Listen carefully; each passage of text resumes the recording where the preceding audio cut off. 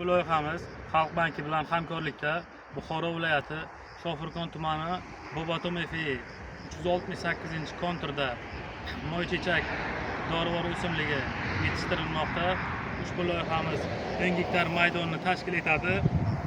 Bu yerda ekinlar zamonaviy usullar bilan parvarishlab, hozirda ekinlar gullash jarayonida.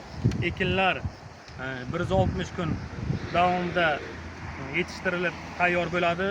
Bu yerlarimiz yetishtirgan mahsulotlarimiz 10 ta dehqon xo'jaligiga mo'ljallangan bo'lib, har bir dehqon xo'jaligimiz 1 gektar yer maydonini tashkil etadi.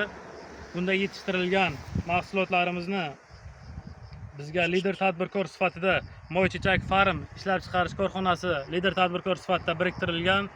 Bu yerda yetishtiriladigan mahsulotlarimiz har bir gektaridan 1 tonnaga yaqin mahsulot olish rejalashtirilgan bo'lib, keyingi 160 kunga yetishtirilgandan keyingi ekinda yuqori daromadli ekinlar ekish rejalashtirib turibmiz.